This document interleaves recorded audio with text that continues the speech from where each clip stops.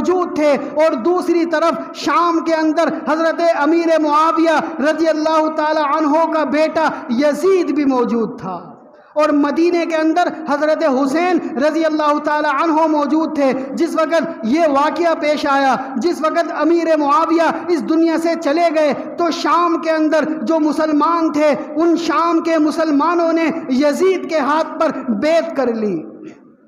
کیوں بیعت کر لی؟ کیونکہ آپ کے والد امیر معاویہ وہ خلیفہ تھے، وہ امیر تھے، اب ہم آپ کو امیر مانتے ہیں۔ وہ بصرہ کے لوگوں نے، وہ شام کے لوگوں نے یزید کے ہاتھ پر بیعت کر لی، اور اس وقت جو مدینے کے اندر مسلمان موجود تھے انہوں نے یہ کہا کہ ہم حضرت حسین رضی اللہ تعالی عنہ کے ہاتھ پر بیعت کریں گے۔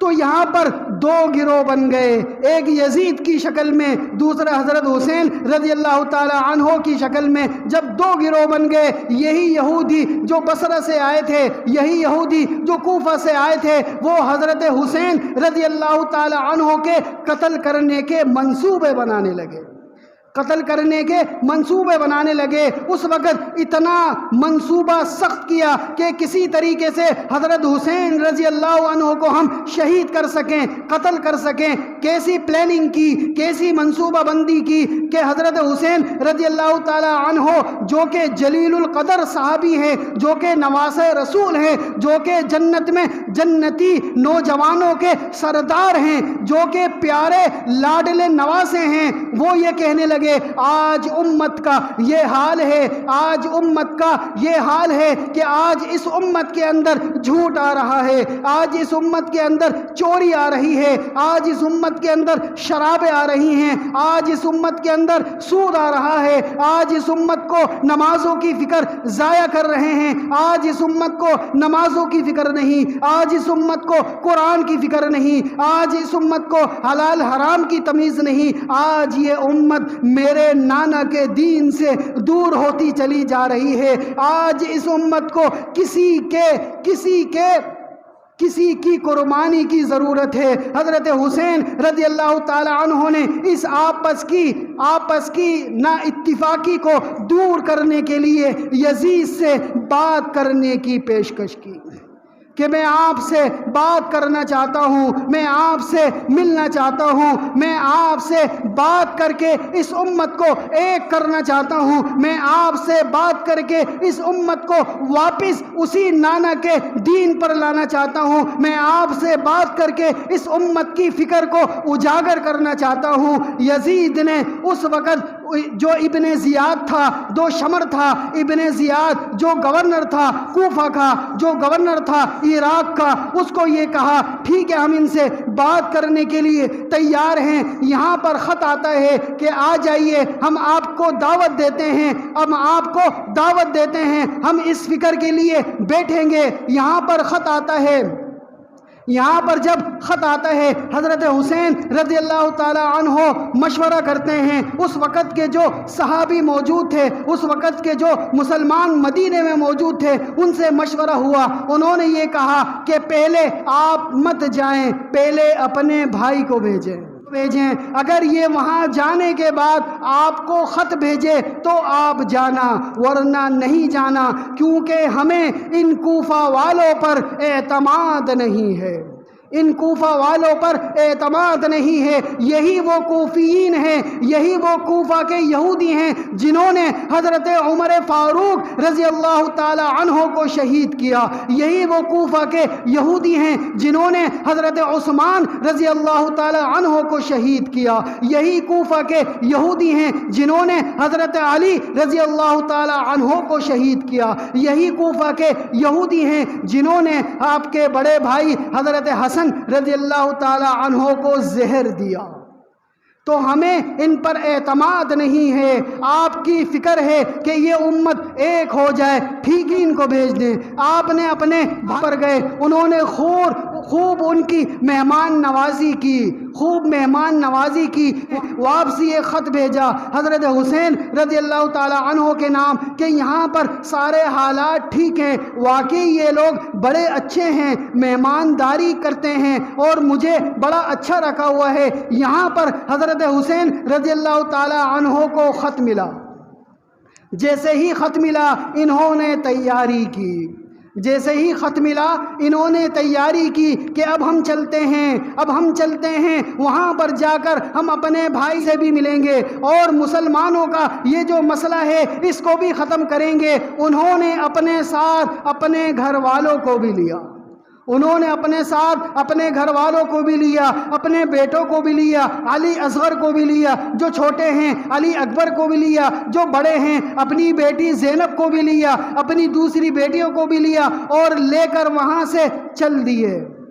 جب وہاں سے چلے ابھی آدھے راستے میں پہنچے تھے کہ ایک شخص بھاگتا ہوا آتا ہے، ایک شخص بھاگتا ہوا آتا ہے اور آ کر کہتا ہے اے حضرت حسین، اے نواسے رسول، آپ کو میں یہ خبر دے رہا ہوں، وہ باغی، وہ کوفی جو یہودی ہیں، جو منافق ہیں، انہوں نے چال کے ذریعے سے، چالاکی کے ذریعے سے آپ کو نکلوایا ہے، آپ کو بلوایا ہے، آپ کے بھائی قتل کر دیا ہے۔ تو یہاں پر حضرت حسین رضی اللہ تعالی عنہ کے ساتھ قافلے کے اندر بیٹے بھی تھے، ان بیٹوں کا خون جوش مارنے لگا کہ ہم اس کو نہیں چھوڑیں گے، ہم ان کوفین کو نہیں چھوڑیں گے، جنہوں نے ہمارے والد کو قتل کیا ہم ان کو نہیں چھوڑیں گے۔ حضرت حسین رضی اللہ تعالی عنہ نے کہا ہمارا جانا ٹھیک نہیں ہے، ایسا نہ ہو کہ ہم پر بھی وہ ظلم کرنے لگیں۔ انہوں نے کہا آپ اگر واپس جانا چاہتے ہیں آپ چلے جائیں، ہم ان کو نہیں چھوڑیں گے، ہم آگے جائیں گے۔ اب حضرت حسین رضی اللہ تعالی عنہ کی غیرت کو یہ گوارا نہیں کیا کہ میں ان کو آگے بھیج دوں اور خود واپس چلا جاؤں۔ حضرت حسین رضی اللہ تعالی عنہ نے کہا میں بھی آپ کے ساتھ چلتا ہوں، میں بھی آپ کے ساتھ چلتا ہوں، میں خود یزید سے پوچھوں گا، میں خود یزید سے بات کروں گا کہ اتنا بڑا ظلم اس کی حکومت کے اندر کیسے ہو گیا۔ تو وہ آگے بڑھے، جب آگے بڑھے ابھی یزید کو معلوم ہی نہیں تھا کہ راستے کے اندر وہ ابن زیاد آ گیا، وہ راستے کے اندر شمر آ گیا، وہ راستے کے اندر ان کی پوری فوج آ گئی اور انہوں نے آ کر وہاں پر ان کا گھیراؤ کر لیا۔ حضرت حسین رضی اللہ تعالی عنہ نے کہا کہ مجھے یزید سے ملنے دو، مجھے اپنے بادشاہ سے ملنے دو، مجھے اپنے بڑے سے ملنے دو، میں اس سے بات کروں گا۔ لیکن انہوں نے، ان منافقین نے، ان گزشتہ یہودیوں نے ان کی باتوں کو نہیں مانا، ان کی باتوں کو نہیں مانا اور یہاں تک کہ وہ جو قتل کا منصوبہ کر بیٹھے تھے وہ قتل کرنے کی کوشش کرنے لگے، یہاں تک کہ ان کے سب سے چھوٹے بیٹے علی اصغر، علی اکبر اور ان کے 70 سے 72 کے قریب مسلمان تھے، ان سب کو شہید کر دیا، ان سب کو شہید کر دیا۔ آخر میں حضرت حسین رضی اللہ تعالی عنہ کو کہنے لگے کہ تو یزید کے ہاتھ پر بیعت کر لے ورنہ تیرا بھی یہی انجام ہوگا۔ حضرت حسین رضی اللہ تعالی عنہ نے کہا کہ وہ فاسق اور فاجر ہے، وہ فاسق اور فاجر ہے، اس کی حکومت کے اندر شراب عام ہو رہی ہے، اس کی حکومت کے اندر یہ زنا عام ہو رہا ہے، اس کی حکومت کے اندر وہ نمازیں ضائع ہو رہی ہیں، اس کی حکومت کے اندر یہ کون سے کام ہو رہے ہیں، میں پہلے اس سے بات کروں گا، ہم مل کر بات کریں گے، اس امت کی فکر کریں گے، اس کے بعد دیکھا جائے گا کہ کون کس کے ہاتھ پر بیعت کرتا ہے، اس کے بعد دیکھا جائے گا اس امت کا فیصلہ کس کے ہاتھ میں ہے۔ مجھے اس سے ملنے دو، مجھے اس سے ملنے دو۔ لیکن وہی ابن زیاد، وہی شمر انہوں نے نہیں ملنے دیا اور ان پر تیروں کا وار کر دیا، تلواروں کا وار کر دیا، یہاں تک کہ مغرب کی اذان کا وقت ہو گیا، مغرب کی اذان کا وقت ہو گیا۔ حضرت حسین رضی اللہ تعالی عنہ نے کہا اے باغیوں، اے منافقوں، اے مشرکوں، اے لعنتیوں، مجھے مغرب کی نماز پڑھنے دو، مجھے مغرب کی نماز پڑھنے دو، میرا اللہ مجھے بلا رہا ہے، میرا اللہ مجھے پکار رہا ہے، اے پیارے نواسے رسول آ جائیے، آپ کا وقت پورا ہو گیا۔ یہاں تک کہ بغیر وضو کے حضرت حسین رضی اللہ تعالی عنہ نے مغرب کی نماز ادا کی، مغرب کی نماز ادا کی۔ جب سجدے میں گئے تو واپس نہیں اٹھے، جب سجدے میں گئے واپس نہیں اٹھے اور جان نکل گئی۔ اسی نماز کے اندر حضرت حسین رضی اللہ تعالی عنہ کو اللہ پاک نے اپنے پاس بلا لیا، اپنے پاس بلا لیا۔ وہ عظیم دن، وہ 10 محرم کا دن، یوم عاشورہ کا دن، جو بڑا اچھا دن تھا، جو بڑا عظیمت والا دن تھا، لیکن اس سانحے کی وجہ سے مسلمانوں کے اندر ایک غم کا سما پیدا ہو گیا۔ لیکن دوسری طرف اللہ پاک نے حضرت حسین رضی اللہ تعالی عنہ کی شہادت کو اتنے بڑے دن کے اندر، اتنے بڑے عظیم دن کے منتخب فرمایا کہ نبیوں کے ساتھ ان کی مشابہت ہو گئی۔ کیسے ہو گئی؟ یہی وہ دن تھا جس میں حضرت آدم علیہ السلام اس دنیا میں تشریف لائے تھے۔ یہی وہ دن تھا کہ جب حضرت نوح علیہ السلام کی کشتی اس جودی پہاڑ پر رکی تھی۔ یہی وہ دن تھا جب حضرت ابراہیم علیہ السلام کو آگ سے نکالا گیا تھا۔ یہی وہ دن تھا جب یعقوب علیہ السلام کو ان کا بیٹا یوسف واپس ملا تھا۔ یہی وہ دن تھا جب حضرت ایوب علیہ السلام کو بیماری سے شفا ملی تھی۔ یہی وہ دن تھا جب حضرت یونس علیہ السلام کو مچھلی کے پیٹ سے نکالا تھا۔ یہی وہ دن تھا جب حضرت عیسیٰ علیہ السلام کو اللہ تعالیٰ نے آسمانوں پر بلایا تھا۔ تو یہ عظیم دن، یہ برکت والا دن، یہ بڑا دن، یہ نعمت والا دن اللہ تعالیٰ نے حضرت حسین رضی اللہ تعالیٰ عنہ کی شہادت سے مزید مزین کر دیا۔ تو آج کا دن بڑا ہی عظمت والا دن ہے۔